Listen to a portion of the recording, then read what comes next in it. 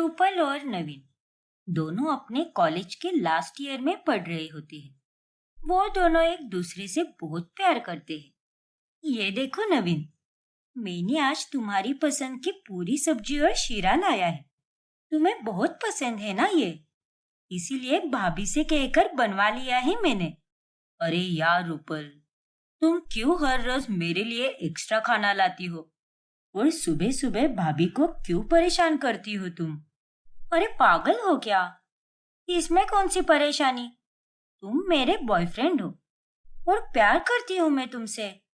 और अगर मैं तुम्हारा ख्याल नहीं रखूंगी तो क्या कॉलेज के चपरासी का ख्याल रखूंगी क्या?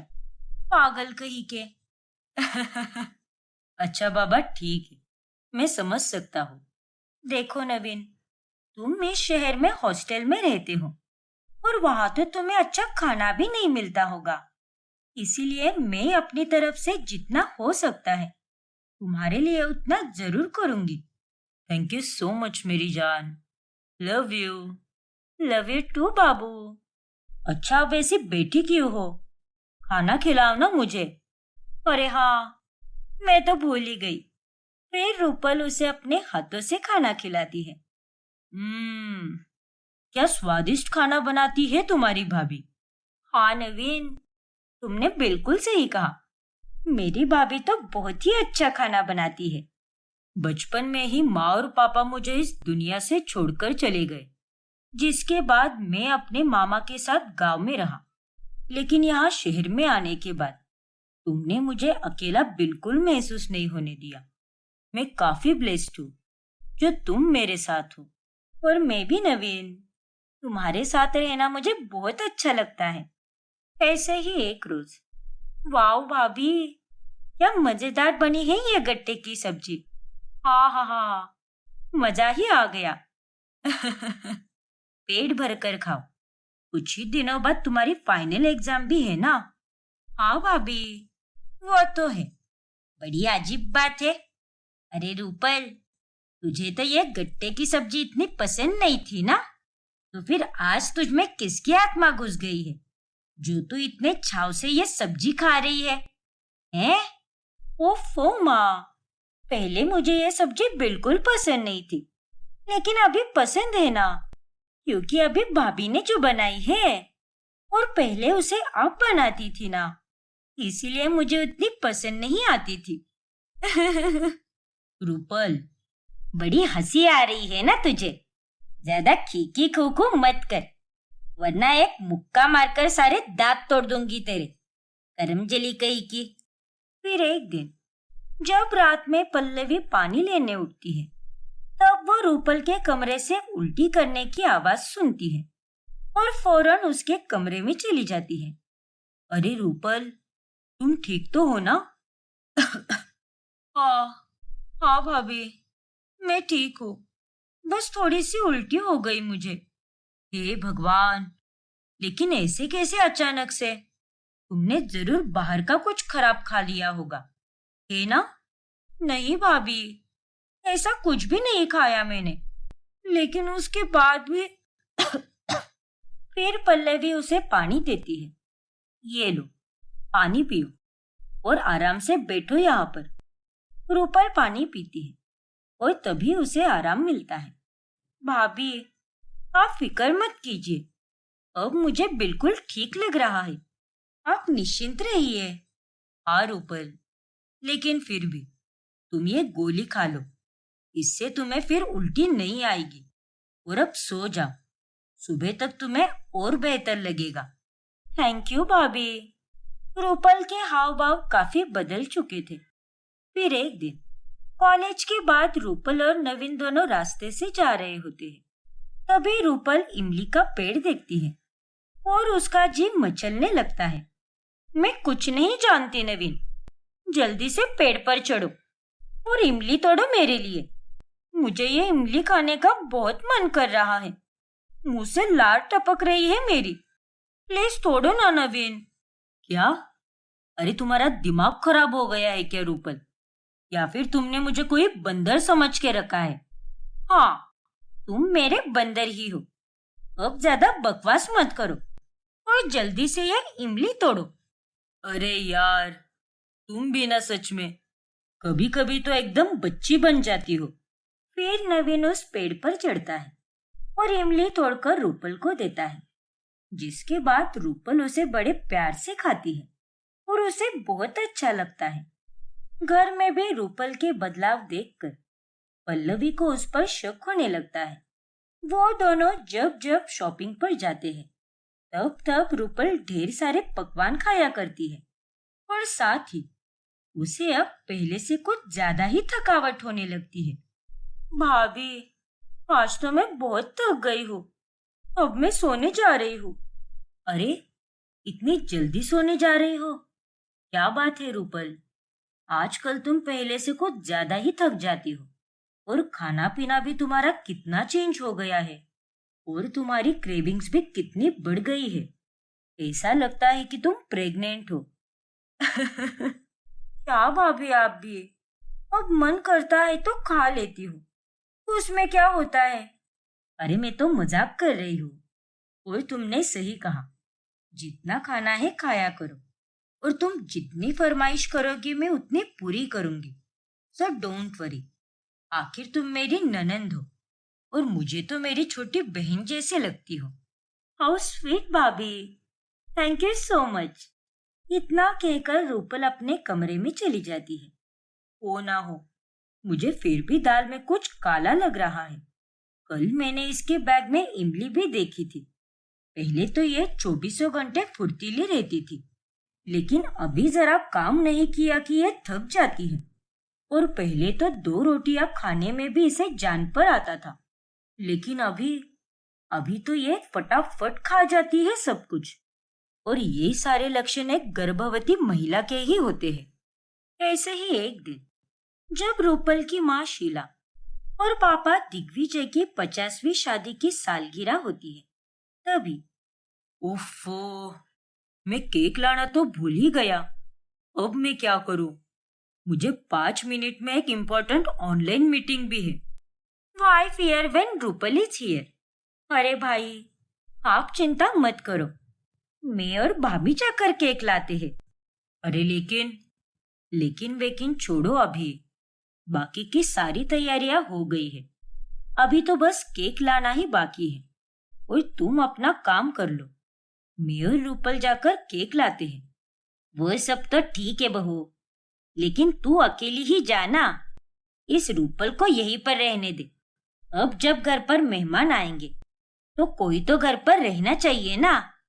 अरे जाने दो ना शीला, क्या तुम भी?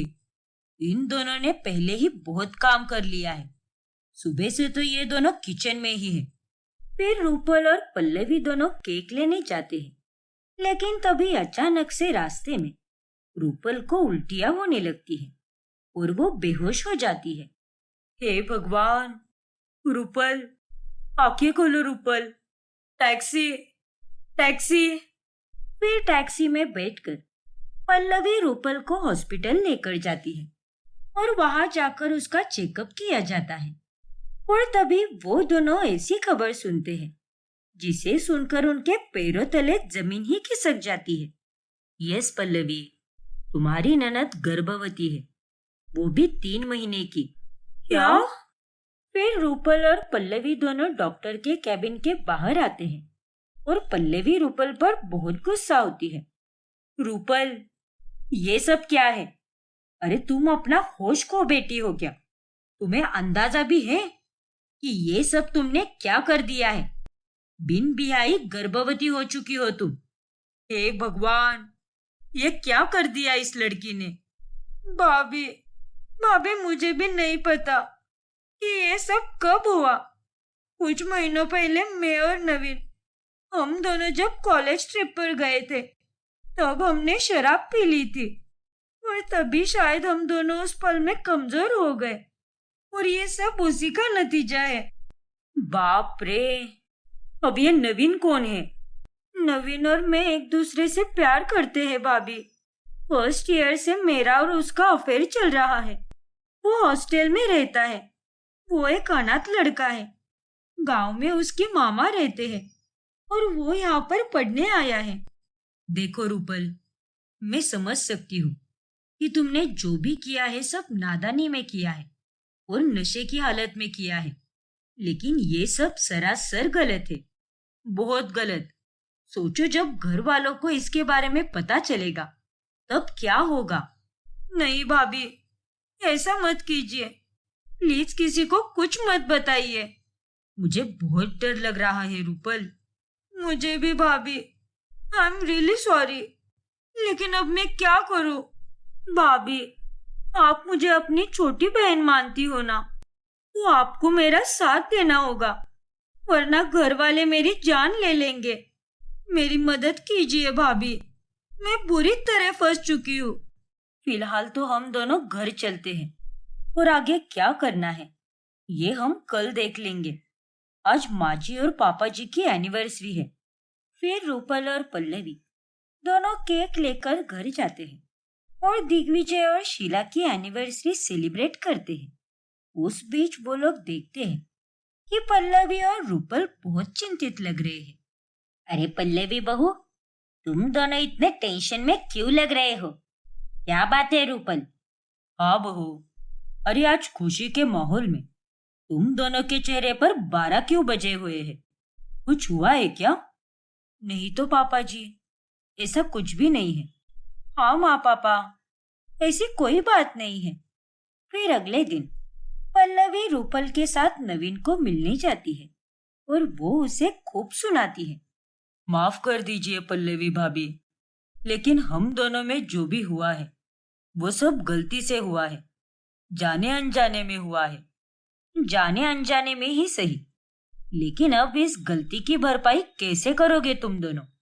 अरे नशे की हालत में इतनी हद कैसे पार कर सकते हो तुम दोनों? अब इस सब का अंजाम क्या होगा ये तो तुम दोनों को भी पता है। अरे अभी तक तुम दोनों ने अपना ग्रेजुएशन भी कंप्लीट नहीं किया है, तो आगे कैसे करोगे तुम? भाभी, प्लीज कोई सॉल्यूशन दीजिए, अब आप ही हमारी मदद कर सकती हो। हाँ पल्लवी भाभी, ठीक है, तो तुम दोनों को जिम्मेदार होकर एक दूसरे के साथ शादी करनी पड़ेगी, इससे पहले कि ज्यादा देर हो जाए। एक बार तुम दोनों ने शादी कर ली तो परिवार वाले क्या, कोई भी तुम दोनों का कुछ नहीं बिगाड़ सकता। क्या? शादी? हाँ नवीन, भाभी बिल्कुल सही कह रही है। हम दोनों शादी कर लेते हैं।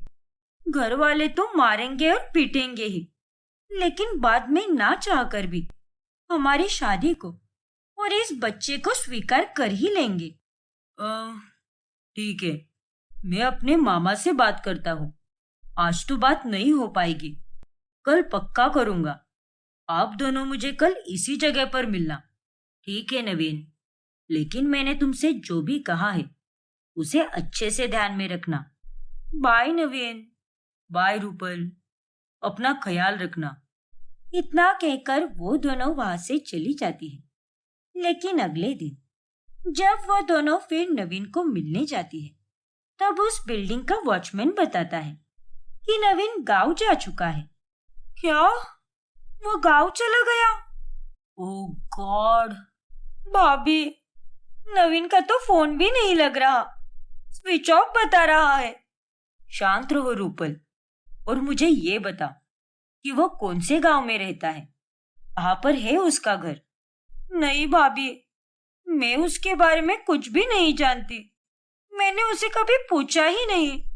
इसका मतलब वो हालातों से डरकर भाग गया, अब वो वापस नहीं लौटेगा रूपल। नहीं, नवीन ऐसा नहीं कर सकता भाभी, अब मैं क्या करूंगी? इस मुसीबत भरी सिचुएशन को कैसे हैंडल करूंगी? मुझे तो कुछ भी समझ नहीं आ रहा।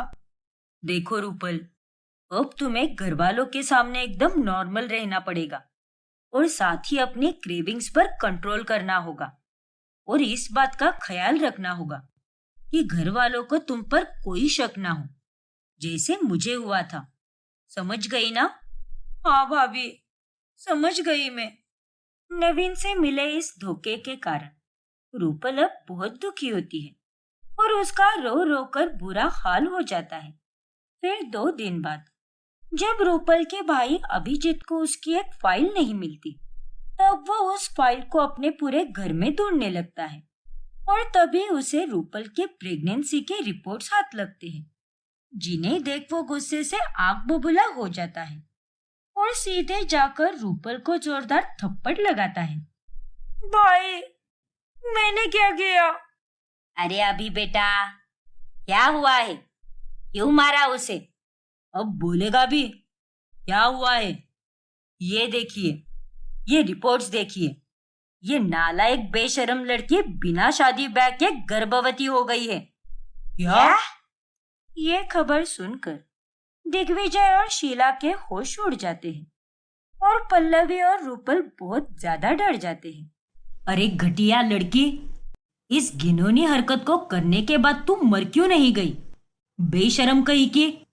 छी छी छी छी, अब हम लोगों को क्या मुंह दिखाएंगे? ये तूने क्या कर दिया रे कलमुही? सत्यानाश हो तेरा। अरे किस हरामखोर का बच्चा है तेरे पेट में? बता हमें। वो पापा, वो लड़का भाग चुका है पापा। मैं और रूपल गए थे उसके पास। क्या? इसका मतलब तुझे सब कुछ पहले से ही पता था?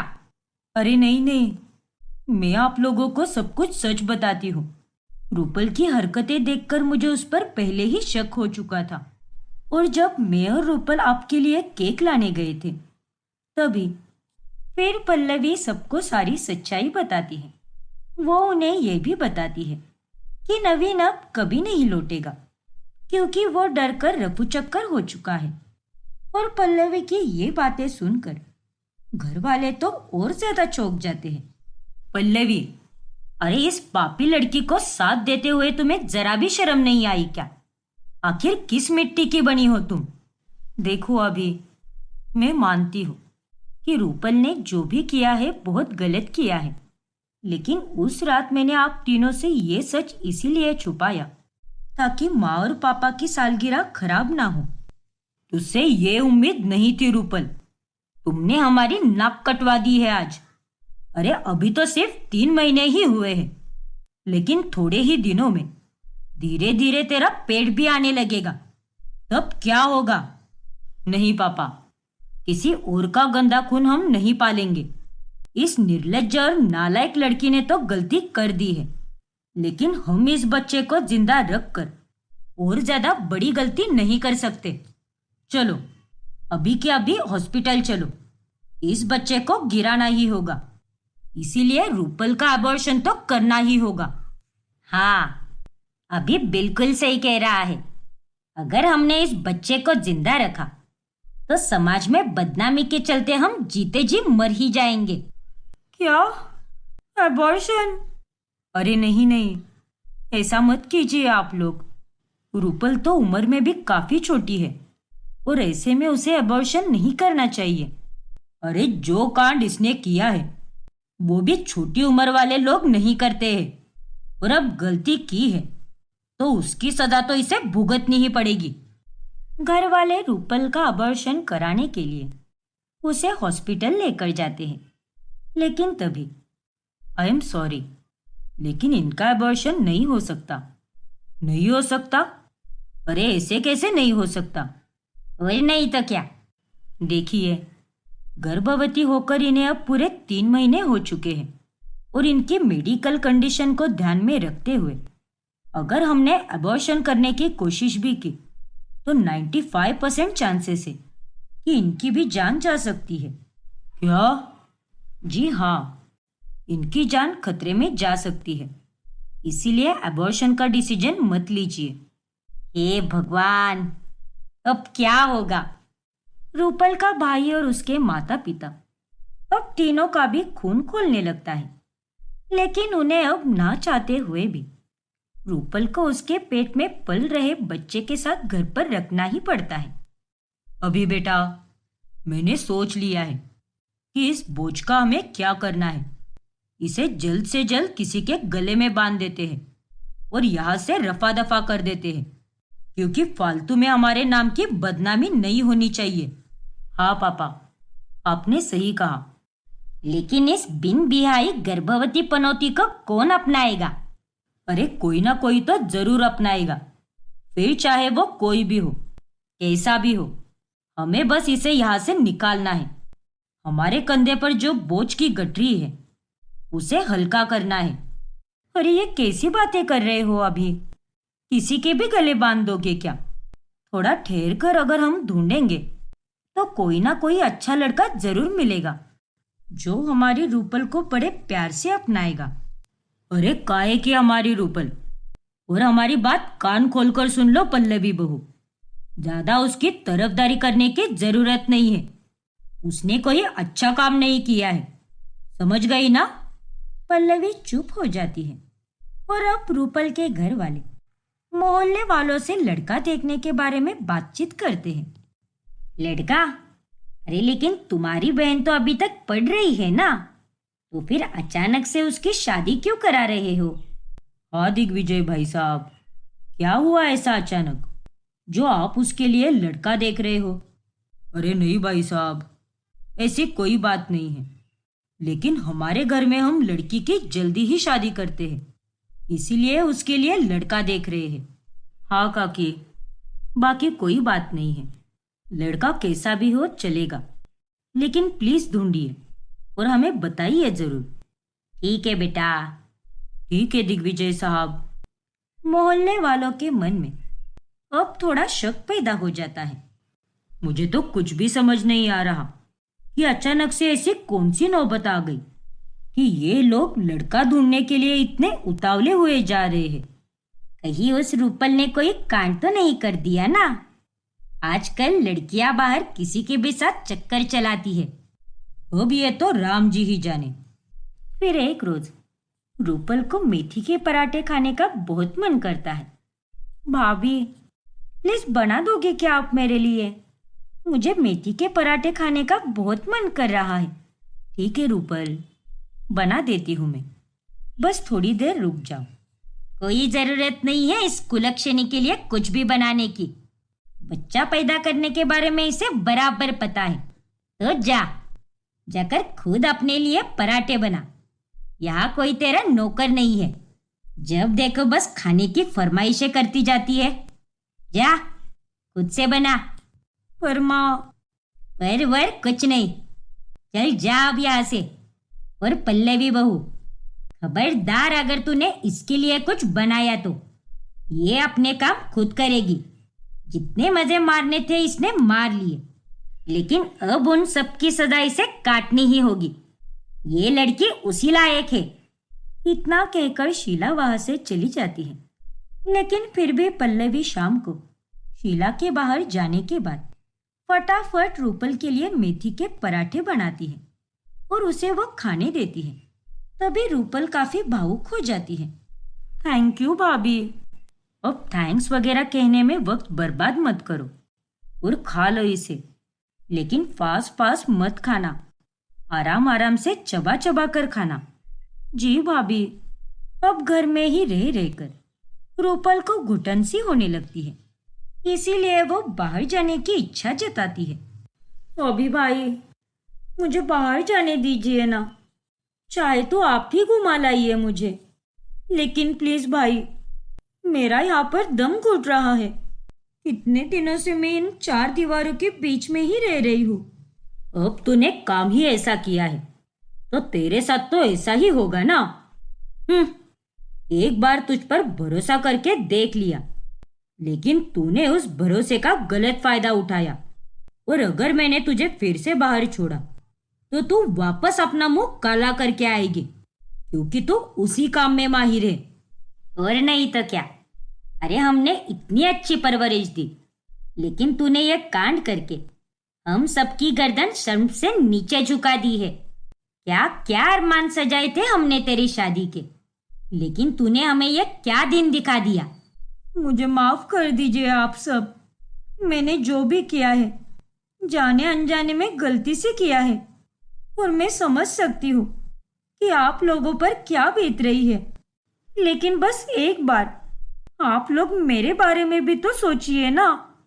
अरे अगर तू इन चार दीवारी के बीच में घुट घुट कर मर भी जाए ना, तो भी हमें कोई शिकवा नहीं, क्योंकि हमारे लिए हमारी इज्जत से बढ़कर और कुछ भी नहीं है।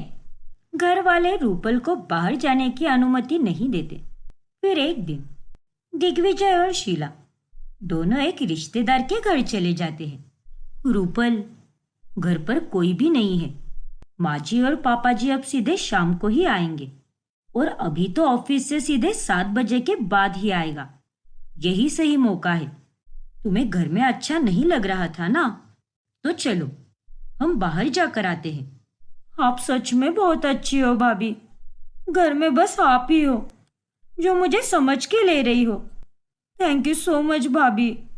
देखो रूपल, मैं तुम्हारे लिए ये सब सिर्फ इंसानियत के नाते ही कर रही हूँ। वैसे मेरा मन भी तुमने बहुत दुखाया है, लेकिन तुम्हारे और बच्चे की सेहत के लिए तुम्हें बाहर की हवा लेना भी बहुत जरूरी है। इसीलिए मैं तुम्हें बाहर लेकर जा रही हूँ। फिर पल्लवी रूपल को अपने साथ उसके मायके लेकर जाती है, जहाँ पर पल्लवी की माँ सुलग्ना और पिता इंद्रेश रहते हैं। उन दोनों को देखकर रूपल रो पड़ती है और तभी वो दोनों रूपल को समझाने लगते हैं। देखो रूपल, तुम हमारी छोटी बेटी जैसी हो और किसी माँ बाप को अगर ये पता चले कि उनकी बेटी बिना शादी के गर्भवती हो चुकी है तो उन्हें गुस्सा आना तो जायज है। लेकिन ये बात भी सच है कि तुमसे ये गलती जवानी के जोश में और नादानी में हुई है। इसीलिए माफी ना सही, लेकिन आखिरी मौका तो तुम्हें जरूर देना चाहिए। अब जो हो गया सो हो गया। बार बार अपनी किस्मत पर दोष देना सही नहीं। लेकिन बेटी, तुम्हें एक बार तो सोच लेना चाहिए था। यही तो गलती करते हैं आजकल के नौजवान। बिना सोचे समझे कुछ भी कर बैठते हैं। खैर, तुम्हें घबराने की कोई जरूरत नहीं है। मुझे पूरा भरोसा है कि तुम्हारे घर वाले तुम्हारी शादी किसी अच्छे घराने में करेंगे। नहीं पापा, उसी बात का तो डर है। अभी माँ जी और पापा जी, उन तीनों का तो बस यही कहना है कि रूपल की शादी जल्द से जल्द करानी है और उसके लिए वो रूपल को किसी के भी गले बांध सकते हैं, फिर चाहे वो लड़का कैसा भी हो। हे भगवान! इंद्रेश जी, ऐसा है तो फिर आप एक बार समधी जी से बात कीजिए। वो लोग ऐसे कैसे कर सकते हैं? किसी के भी गले बांध देंगे क्या रूपल को? माना कि इससे बहुत बड़ी गलती हुई है, लेकिन है तो वो अपनी ही बेटी ना। नहीं सुलग्ना आंटी, ऐसा कुछ मत कीजिए और आप लोग इन सब में मत पड़िए। अब मेरी किस्मत में जो होना है वो होकर ही रहेगा। मेरी गलती की सजा मुझे भुगतनी ही होगी। अब कोई कुछ नहीं कर सकता।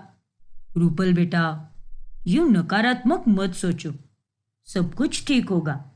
हम दोनों ईश्वर से तुम्हारे लिए प्रार्थना करेंगे और हम अपनी तरफ से पूरी कोशिश करेंगे कि तुम्हारे साथ कुछ गलत ना हो। इंद्रेश और सुलग्ना से मिलने के बाद पल्लवी और रूपल वापस अपने घर लौटते हैं, लेकिन तभी वहां पर पहले से ही शीला और दिग्विजय आ चुके होते हैं। आओ आओ, तुम दोनों का ही इंतजार था। अरे तुम दोनों को क्या लगा कि हम लोग लेट आएंगे और तुम दोनों बाहर जाकर आराम से आओगे? हाँ पल्लवी बहू, तुम इसे बाहर लेकर क्यों गई? पता है ना इसका पेट अब थोड़ा थोड़ा बाहर निकलने लगा है। और ऐसे में तुम भी हमारी बात क्यों नहीं सुन रही? क्यों इस बेशरम लड़की का साथ दे रही हो तुम? पर पापा जी, इन 4 दीवारों में रहकर इसका दम घुट रहा था। अरे चाहे इसका दम घुटे या फिर इसे कुछ हो जाए, लेकिन आज के बाद तुम इसे कहीं भी लेकर नहीं जाओगी, समझ गई ना? और तू रूपल, अब अपने कमरे में जा और खबरदार जब बाहर निकली तो, वरना मैं तुझे घर में भी अब एक कमरे में ही कैद करके रखूंगी।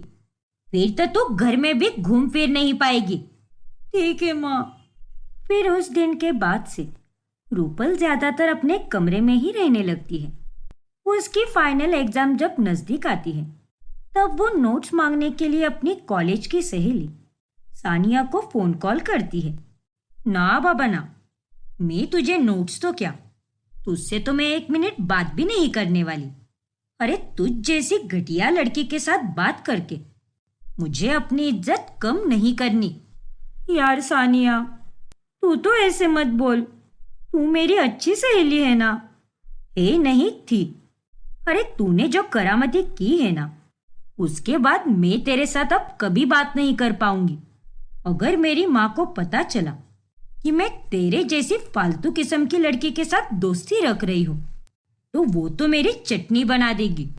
चल अब फोन रख और मुझे वापस फोन मत करना। बाय।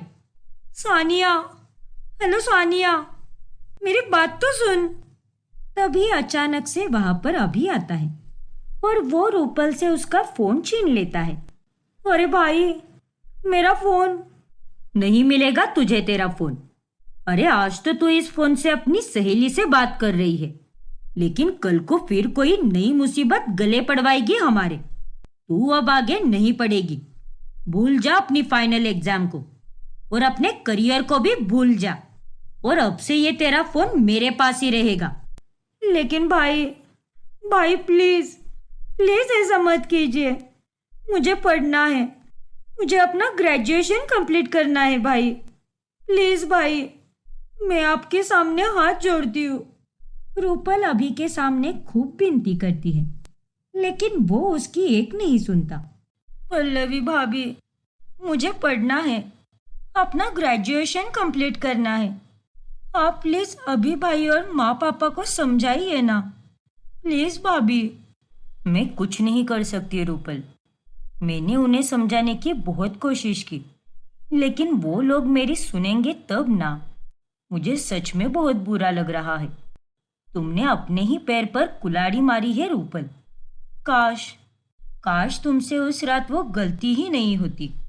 हाँ भाभी, मुझे भी बहुत ज्यादा अफसोस हो रहा है, लेकिन उस एक हादसे के कारण मुझे जिंदगी भर के लिए बहुत बड़ा सबक मिल चुका है। ऐसे ही एक रोज भाई भाभी, मेरे पेट में बहुत दर्द हो रहा है, मुझे डॉक्टर के पास ले चलिए ना। हे भगवान, तू ठीक तो है ना रूपल? चल तैयार हो जा, हम अभी डॉक्टर के पास चलते हैं। अरे क्या चल, तुझे इसकी चमची बनने की कोई जरूरत नहीं है। कोई हॉस्पिटल नहीं जाने वाला। अभी बिल्कुल सही कह रहा है। अरे अगर इसका बच्चा पेट में ही मर जाता है तो मर जाने दो, और नहीं तो क्या। वैसे भी ये और इसके कोख में पल रहा वो नाजायज बच्चा धरती और हम पर एक प्रकार से बोझ ही बना हुआ है। अरे ये आप कैसी बातें कर रहे हैं? आप सबको सिर्फ रूपल की गलती ही नजर आ रही है। आप लोग देख नहीं सकते क्या कि इसे कितना दर्द हो रहा है? अगर इसे कुछ हो जाएगा तब क्या करेंगे हम? इसे चाहे जो भी हो जाए, लेकिन इसे बाहर मत ले जाओ। इसका पेट दिखना अब शुरू हो गया है। बाय चांस किसी ने देख लिया तो फालतू में इज्जत की बैंड बज जाएगी हमारी। ठीक है, रूपल बाहर नहीं जा सकती, पर डॉक्टर तो घर पर आ सकते हैं ना। मैं डॉक्टर को फोन लगाने जा रही हूँ। पर बहू, देखिए पापा जी, भगवान ना करे बच्चे की जगह रूपल को ही कुछ हो गया तो क्या करोगे आप? इस समय अपने गुस्से को एक जगह पर रखिए और रूपल की हालत को दूसरी जगह पर। प्लीज पापा जी। फिर पल्लवी डॉक्टर को फोन करके घर बुलाती है और डॉक्टर रूपल का चेकअप करते हैं और उसे दवाइयाँ देकर चले जाते हैं, जिसके ठीक एक हफ्ते बाद रूपल ठीक हो जाती है। ऐसे ही एक सुबह जब वो बरामदे में पौधों को पानी डाल रही होती है, तभी बाहर की औरतें उसके निकले हुए पेट को देखकर चौंक जाती हैं। हे भगवान, देख तो, शीला की लड़की का तो पेट निकल आया है। इसका मतलब यही माजरा था। इसीलिए इसके घर वाले इतने बेताब हुए जा रहे थे कि इसकी शादी के लिए कोई भी लड़का ढूंढ रहे थे। बाप रे, आजकल की लड़कियां तो क्या करेगी कोई अंदाजा नहीं। छी छी छी छी, बिना ब्याह के गर्भवती हो गई है ये बेशरम। फिर वो सारी औरतें जब बाद में मोहल्ले में शीला को मिलती हैं, तभी, क्या शीला, तुम्हारी लड़की ने तो कितना बड़ा कांड कर दिया। बहुत बुरा लगा हमें। तेरी लड़की ने तो मुंह काला कर दिया। और हम अच्छे से समझ सकते हैं कि तेरे मन पर क्या बीत रही है। अरे इसीलिए आजकल की लड़कियों को अपने मुट्ठी में थमा कर रखना चाहिए। ज्यादा आजादी दी तो वो ऐसे ही कारनामे करेगी। अरे तुम्हारी बेटी के कारण अब तो हम कहीं मुंह दिखाने लायक भी नहीं रहे। बेचारी, अब क्या करोगे तुम उसका? ब्याह कराने के लिए कोई लड़का भी राजी नहीं होगा। अब तो भगवान ही जाने दूसरे का गंदा खून कोई कैसे अपनाएगा। उनकी बातें सुनकर शीला शर्मिंदा हो जाती है और नजरें झुकाकर अपने घर चली आती है और वहां देखती है कि रूपल चाय पी रही है, तो वो उसके हाथ की चाय छीनकर उसे वो फर्श पर फेंक देती है। माँ जी, आप ये क्या कर रही हो? आपने ये कप क्यों फोड़ दिया? क्या हुआ माँ? अरे सत्यानाशी पनौती लड़की, तुझे मैंने 1000 बार कहा है कि घर के बाहर मत निकला कर, लेकिन तूने मेरी एक बात नहीं सुनी। लेकिन माँ जी, रूपल तो आज बाहर ही नहीं निकली। शायद आपको कोई गलतफहमी हुई है। नहीं, मुझे कोई गलतफहमी नहीं हुई। अरे मोहल्ले की उन नालायक औरतों ने इस बेशरम को बरामदे में पौधों को पानी डालते हुए देख लिया। और अब क्या? अब उन चुड़ैलों को गासिप करने के लिए एक नया टॉपिक मिल गया। मिला दी ना हमारी इज्जत मिट्टी में। पड़ गई तेरे कलेजे को ठंडक। लेकिन माँ, मैं तो बस बरामदे में। अरे क्या बस बरामदे में? बरामदे में से तू लोगों को दिखाई नहीं देगी क्या? तूने ये सब जानबूझकर ही किया है। अरे और कितना खून जलाएगी हमारा? एक बार में ही मर क्यों नहीं जाती तू? बस अब बहुत हुआ। अब तुझे मैं ऐसी सजा दूंगी कि तेरी सारी होशियारी ही निकल जाएगी। चल। फिर शीला रूपल का हाथ खींचने लगती है। माँ, माँ मेरा हाथ। माँ मुझे दर्द हो रहा है, प्लीज छोड़ो माँ। शीला रूपल की कोई बात नहीं सुनती और वो उसे उसके कमरे में बंद कर देती है और बाहर से ताला लगा देती है। माँ, दरवाजा खोलो माँ।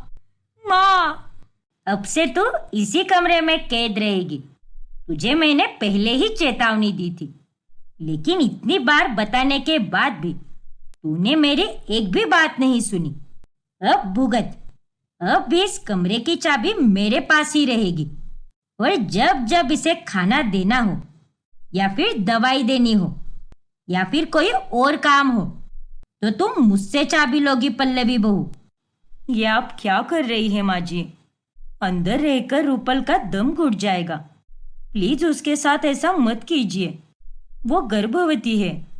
पल्लवी बहू, मुझे ज्यादा सहूलियत देने की कोई जरूरत नहीं है तुम्हें। मैंने जो भी किया है बिल्कुल सही किया है।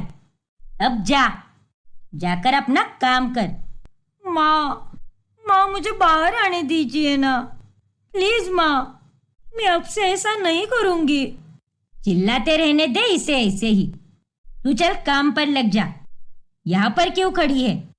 बेचारी पल्लवी अपनी बेसहारा ननद की कोई मदद नहीं कर पाती और वो ऐसे ही चिल्लाती रहती है।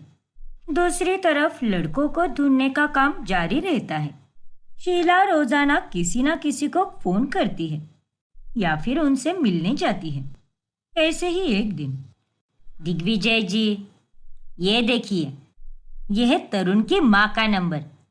तरुण और रूपल दोनों एक साथ ट्यूशन में जाया करते थे और तरुण की माँ तो रूपल को अपनी बेटे से भी ज्यादा प्यार करती थी।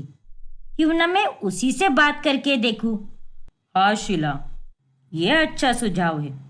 हो सकता है कि वो मान जाए। फिर शीला तरुण की माँ को फोन लगाकर उसे सारी बात बताती है और रूपल की सच्चाई सुनकर तरुण की माँ बहुत गुस्सा हो जाती है। अरे आपने क्या हमें मेंटल समझ के रखा है क्या? या फिर हमें किसी पागल कुत्ते ने काट लिया है जो एक बिन बिहाई गर्भवती लड़की को हमारे घर की बहू बनाएंगे? ऐसा मत कहिए तरुण की माँ। आप रूपल को आज थोड़ी ना जानती हो, बना लीजिए ना उसे अपना। अरे आप तो गले ही पड़ रही हो। अरे जाकर अपनी गंदी और निकम्मी लड़की के लिए कोई गधा ढूंढिए। हम किसी एरी गैरी फालतू लड़की को अपने घर की बहू नहीं बनाएंगे। चलिए, रखिए फोन और दोबारा यहाँ पर फोन मत कीजिए। जी लेकिन मेरी बात तो सुनिए। शीला की बातों से गुस्सा होकर वो औरत फोन कट कर देती है। ये दिन देखने से पहले भगवान ने हमें उठा क्यों नहीं लिया? सच में मुझे तो आज बहुत गुस्सा आ रहा है। बस जल्द से जल्द इसके लिए कोई लड़का मिल जाए, हमारे सर पर से मुसीबत के काले बादल चले जाएंगे। घर वालों की ये हालत देखकर पल्लवी को भी काफी बुरा लगता है। अब रूपल के लिए अच्छा तो क्या, लेकिन कोई एरा गेरा लड़का भी नहीं मिलता और सारे रिश्ते आना बंद हो जाते हैं। ऐसे ही एक दिन, पल्लवी, हम सब मेरे चचेरे भाई की शादी में जा रहे हैं, लेकिन तुम यहीं पर रुकोगी क्योंकि वो मूर्ख लड़की घर पर अकेली है और तुम्हें उस पर कड़ी नजर रखनी है। हाँ बहू, पहले ही आधे मोहल्ले को उसके बारे में पता चल चुका है और इससे पहले कि हमारी इज्जत की पूरी तरह वाट लग जाए, हम उसे घर के बाहर निकालेंगे ही नहीं। और खबरदार बहू, जो तूने उसे कमरे के बाहर निकाला तो वो लड़की कमरे के अंदर ही बंद रहेगी। ठीक है पापा जी, जैसा आप कहो।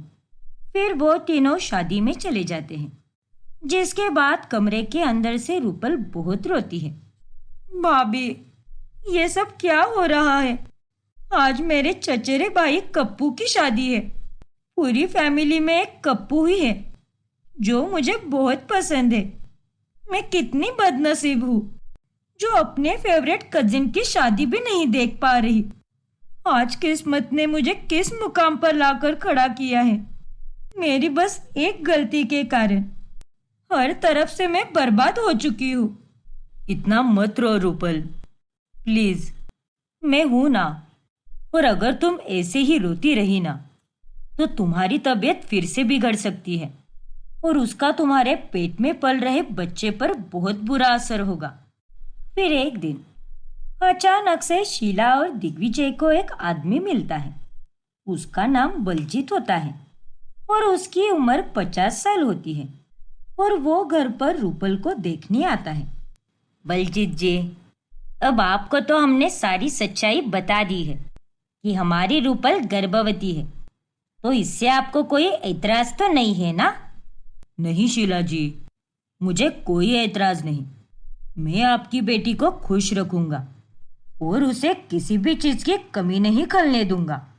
और शीला, बलजीत जी तो बड़ी बड़ी फैक्ट्रीज के ओनर है, इसीलिए इनके पास पैसों की कोई कमी नहीं है।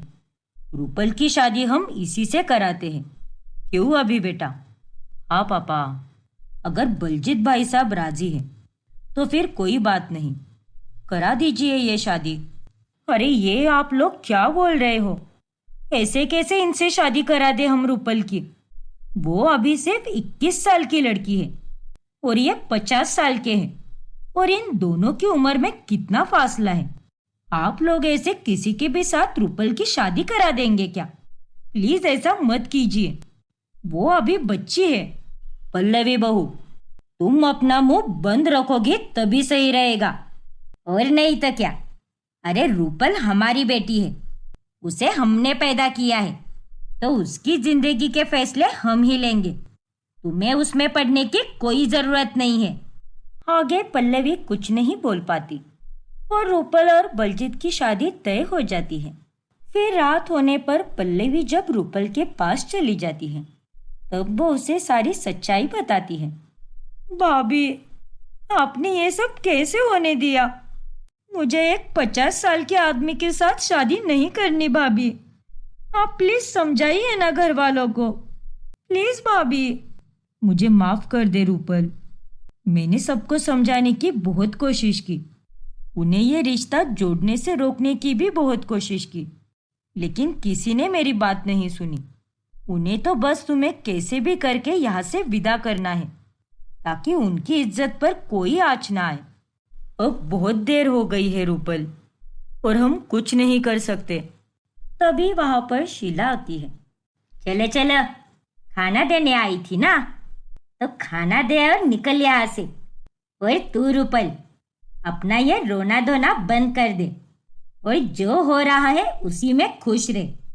बलजीत बस उम्र में बड़ा है और उसमें कोई बड़ी बात नहीं है। पहले के जमाने में भी ऐसा ही होता था।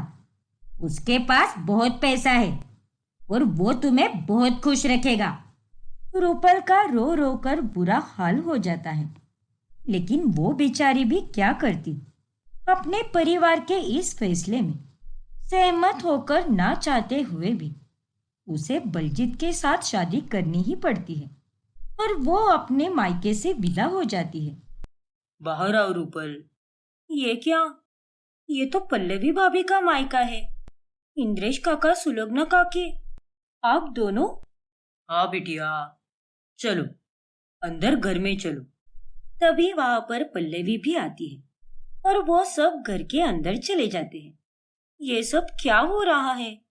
कोई मुझे कुछ बताएगा? रूपल, ये सब एक नाटक था। क्या? हाँ बेटी, तुम्हारे घर वाले तो तुम्हारी शादी किसी के भी साथ कराने जा रहे थे और ऐसे में मेरा जी बहुत घबरा रहा था। इसीलिए मैंने पल्लवी से कहा कि रूपल को हमारे घर पर रखो, हम उसे अच्छे से संभालेंगे। और फिर हमने ये प्लान बनाया। ये बलजीत एक थिएटर आर्टिस्ट है जो नाटक में काम करता है और जैसे कि तुम्हें पता ही है, तुम्हारे घर वाले तुम्हारी शादी किसी से भी कराने वाले थे। इसीलिए हमने बलजीत को भेजा और उन्हें कोई शक भी नहीं हुआ। और अब तुम कहाँ हो, क्या कर रही हो, इससे उन्हें कोई वास्ता नहीं रहा, ना कभी होगा। तुम अब यहाँ खुशी से और सुकून से रह पाओगी रूपल। थैंक यू भाभी, आप सबका बहुत बहुत शुक्रिया।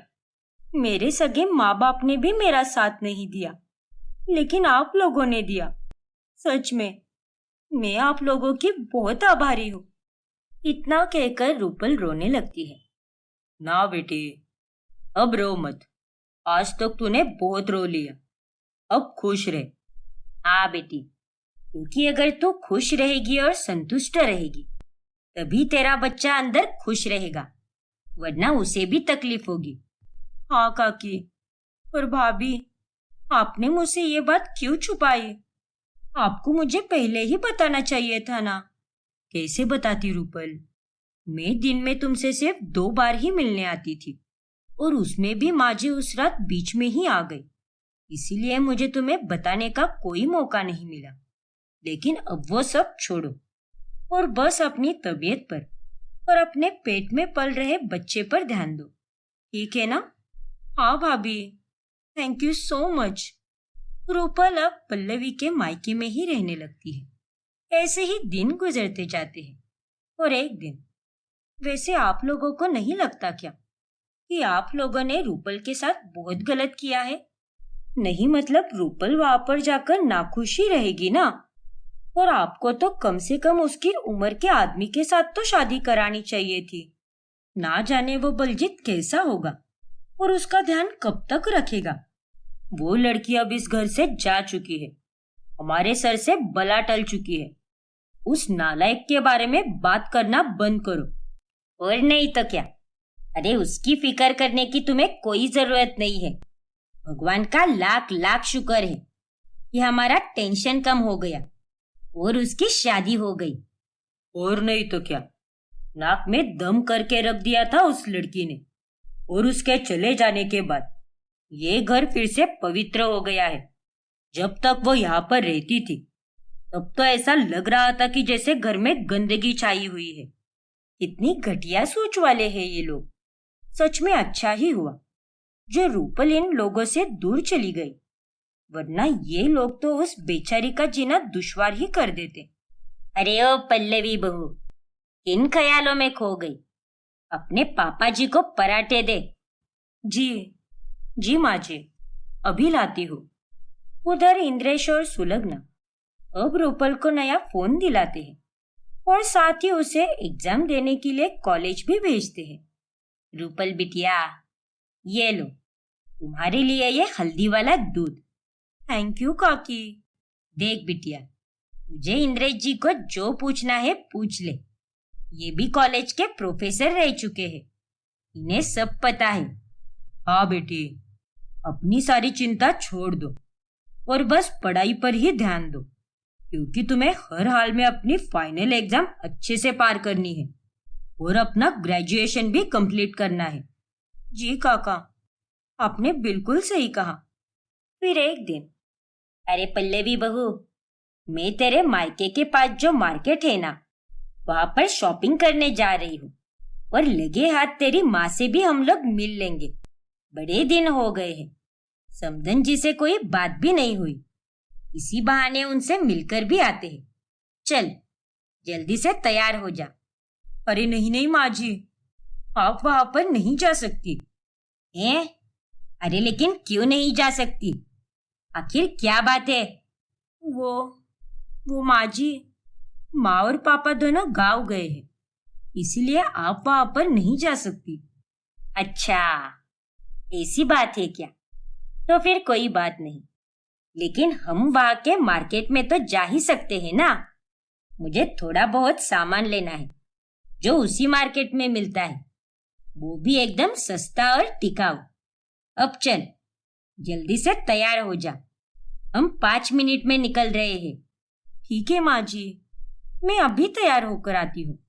फिर पल्लवी और शीला दोनों उस मार्केट में खरीदारी करने जाते हैं, लेकिन तभी पल्लवी की नजर उस मार्केट में आई रूपल और सुलग्ना पर जाती है और वो उन्हें देखकर एकदम चौंक जाती है। ओ तेरी, ये माँ और रूपल यहाँ इस मार्केट में क्या कर रहे हैं? इन्हें भी यहाँ पर अभी आना था क्या? माँ जी को तो मैंने मायके जाने से रोक लिया है, लेकिन अगर इन्होंने इन दोनों को यहाँ पर देख लिया तो मुसीबत आ जाएगी। फिर पल्लवी थोड़ा साइड में आकर सुलग्ना को फोन कॉल करती है, लेकिन सुलग्ना का फोन बैग में होने के कारण वो उस कॉल को उठा नहीं पाती। हे भगवान, अब मैं क्या करूं? माँ तो फोन भी नहीं उठा रही। अरे क्या हुआ पल्लवी बहू, तू उधर क्या कर रही है? वो माँ जी, मैं ना जरा शौचालय होकर आती हूँ, यही पास में है, बस 2 मिनट। हाँ? तू भी ना बहू, एक नंबर की बेवकूफ है। अरे घर से ही जाकर आने में तुझे क्या होता है? अब जल्दी आ जा। फिर पल्लवी शौचालय जाने के बहाने से फटाफट सुलग्ना और रूपल के पास जाकर उन्हें शीला की मौजूदगी के बारे में बताती है। क्या आपके साथ यहाँ मार्केट में माँ ही है? हे भगवान, अगर समधन जी ने हमें यहाँ पर देख लिया तो अनर्थ ही हो जाएगा। हाँ माँ, इसीलिए मैं कह रही हूँ, इससे पहले कि माँ जी आप दोनों को देख ले, आप जल्द से जल्द यहाँ से निकल जाओ। ठीक है पल्लवी बिटिया, चल रूपल, हम निकलते हैं। सही समय पर पल्लवी उन दोनों को सूचित करके वहां से उन्हें भगा देती है। ऐसे ही एक दिन जब शीला स्टोर रूम में कुछ सामान लेने जाती है, तब उसे रूपल के बचपन के खिलौने मिलते हैं और उन्हें देखकर उसकी आंखों में आंसू आ जाते हैं। ये तो रूपल के खिलौने हैं, मुझे आज भी याद है इस छोटी सी गुड़िया के लिए वो उस दिन कितना रोई थी। आंसुओं का सैलाब बहा दिया था उसने। क्यों किया बेटी तूने ऐसा? मानती हूँ कि तूने गलती की है, लेकिन तू है तो मेरी दिल की धड़कन ही, और दिल की धड़कन को मैं कैसे भूल जाऊं? मेरी बच्ची। इतना कहकर शीला उस गुड़िया को अपने सीने से लगाती है। उसी दिन दिग्विजय चौक से समोसे लाता है और तभी, अरे वाह समोसे, वो भी चौक वाले। ये तो रूपल के पसंदीदा थे, है ना दिग्विजय जी? इन्हें लाने के लिए वो कितनी जिद किया करती थी, याद है कि आपको? हाँ शीला, मुझे सब कुछ याद है, सब कुछ। रूपल को याद करके दिग्विजय की आंखें भी नम हो जाती है और वो वहां से उठकर बाहर चला जाता है। घर में अब सबको खालीपन महसूस होने लगता है। बलजीत का नंबर तो यही है, उसे फोन लगाकर एक बार रूपल की खबर लेती हूँ, तभी मुझे थोड़ी तसल्ली मिलेगी। फिर शीला उस नंबर पर कॉल करती है लेकिन कॉल कनेक्ट ही नहीं हो पाता। लगता है बलजीत जी किसी काम में व्यस्त होंगे, इसीलिए फोन नहीं उठा रहे।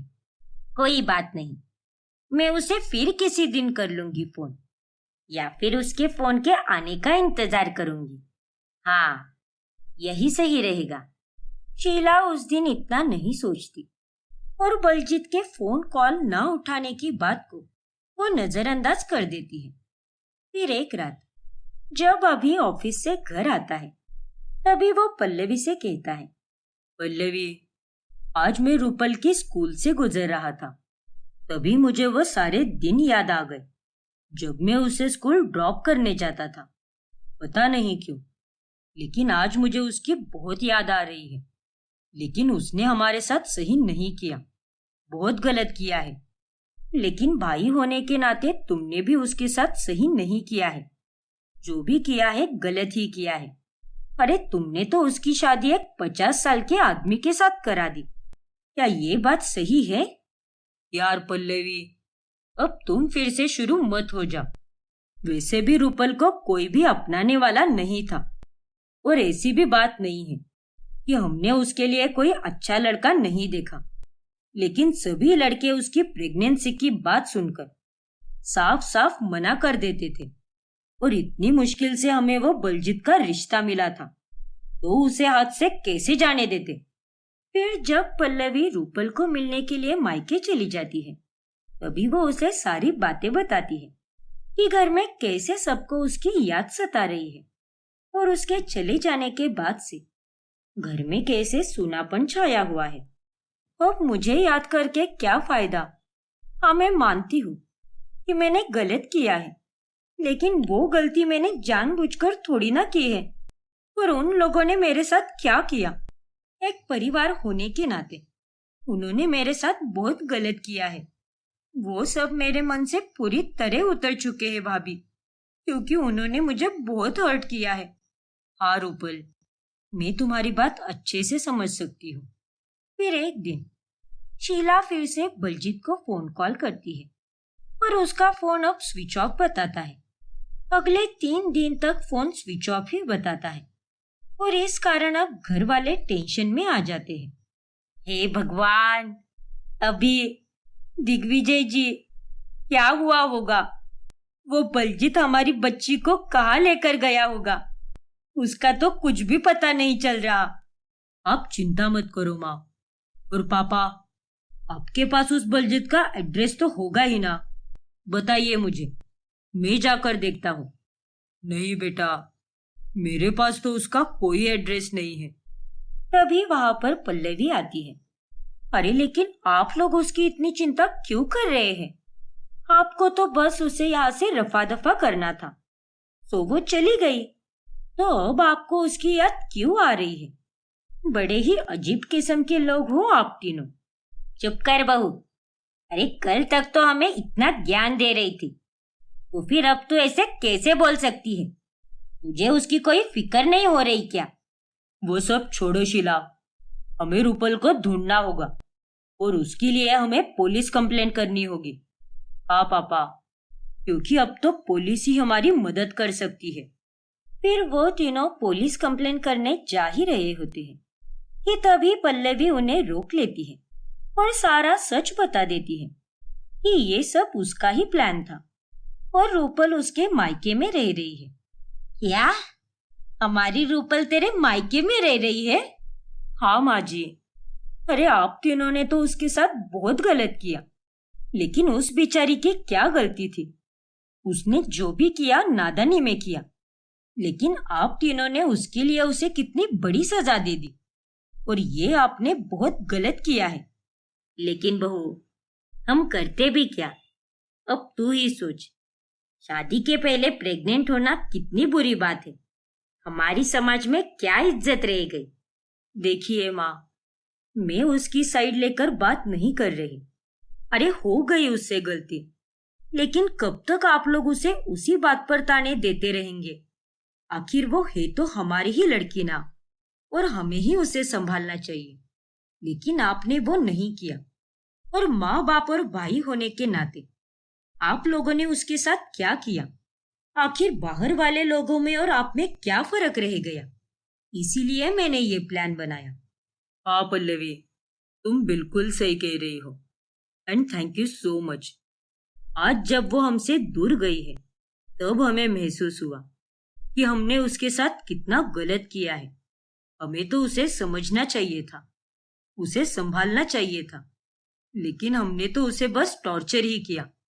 लेकिन अब और नहीं, अब हम उसे फिर से घर ले आएंगे और अच्छे से संभालेंगे, उसे भी और उसके बच्चे को भी। फिर वो सब रूपल के पास चले जाते हैं और उससे माफी मांगते हैं। अपने भाई को माफ कर दे रूपल, हमसे भूल हो गई। हाँ बेटे, हम तीनों तुम्हारे साथ बहुत बेरहमी से पेश आए हैं, प्लीज हमें माफ कर दो। चल मेरी बच्ची, अपने घर चल। अब से हम तेरे साथ ऐसा बर्ताव नहीं करेंगे। माफ कर दे हमें बेटी। उन तीनों की माफी सुनकर रूपल भावुक हो जाती है और वो अपने परिवार वालों को माफ करके फिर से अपने घर चली जाती है। और उस दिन के बाद से वो रूपल का अच्छे से ख्याल रखते हैं और सभी लोग साथ में खुशी से रहते हैं।